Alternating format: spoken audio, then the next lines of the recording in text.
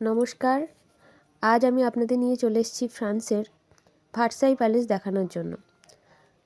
এখানকার একটি ঐতিহাসিক গুরুত্ব হলো প্রথম বিশ্বযুদ্ধ শেষ হয়েছিল ভার্সাই সন্ধির মাধ্যমে এবং এই ভার্সাই সন্ধি স্বাক্ষরিত হয়েছিল এই প্যালেসেই, যা হয়েছিল 1919 সালের জুন মাসে। নভেম্বর মাসের 1918 সালের নভেম্বর মাসে যুদ্ধটা শেষ হয়েছিল, তাই মঙ্গলবার দিন এখানে ছুটি থাকে, 10ই নভেম্বর। ইনি হলেন বিদিশা মুখার্জি। ইনি আমার পরম আত্মীয়, বোন, বন্ধু, যা খুশি বলতে পারেন।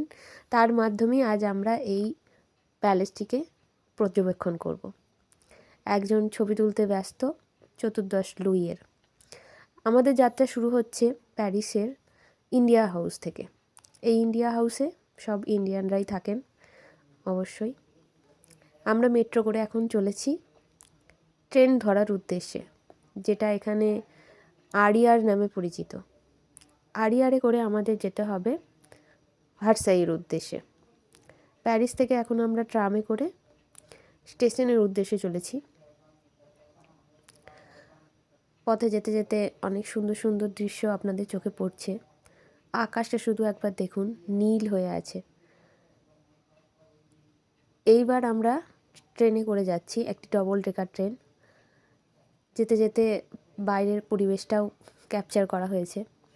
এবার আমরা একটু ভিতর দিকে যাচ্ছি, প্যারিস শহর থেকে কান্ট্রি সাইডের দিকে যাচ্ছি, তাই জন্য কোলাহলটা একটু কমে যাবে, কিন্তু সৌন্দর্য কিছুই কমবে না। চলুন যা যাক। চলে এসেছি ভার্সাইয়ের উদ্দেশ্যে, কিন্তু এখানে একটি সিগন্যালের জন্য আটকে গেছি। সিগন্যাল এখন লাল হয়ে জ্বলছে, ওই দেখুন দূরে। যখনই সবুজ হবে আমরা এদিক থেকে ওদিকে চলে যাব। আমাদের দেশের মতো এখানেও জেব্রা ক্রসিং দিয়েই রাস্তা পারাপার করতে হয়, আলাদা কোনো ব্যবস্থা নেই। যাই হোক, গাছপালাগুলো একবার দেখুন। শীত আসছে, তাই গাছের সব পাতা ঝরে গেছে এবং কালার চেঞ্জ হয়ে গেছে।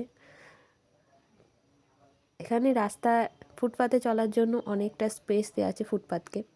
গাড়ির রাস্তা আলাদা রাস্তা তো আছেই, ফুটপাতের জন্যও ঠিক কতটা চওড়া রাস্তা দেওয়া আছে একবার দেখুন। এখানে হাঁটা চলাকে বা শরীরের কসরতকে বেশি মান্যতা দেওয়া হয়।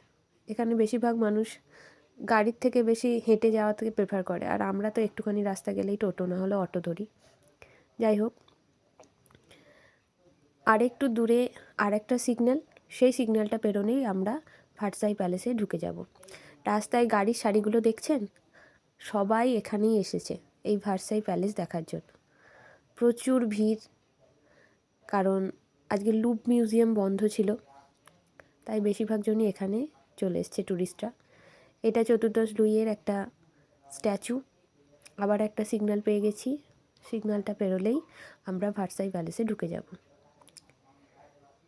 সবাই ওয়েট করছে, আবার চলা শুরু। প্রথমে ভার্সাই প্যালেসটি তৈরি করেছিলেন ত্রয়োদশ লুই, সেটা শুধুমাত্র শিকার করার উদ্দেশ্যে। পরে চতুর্দশ লুই এটাকে আরও বড় করে একটা প্রাসাদে পরিণত করেন। এটা বাইরেটা দেখতে পাচ্ছেন, একজনকে জল বিক্রি করতেও দেখা গেল। এত লোকজনের ভিড়, তাও কত পরিষ্কার পরিচ্ছন্ন। দেখা হচ্ছে আবার পরের ভিডিওতে, পরের পার্টে।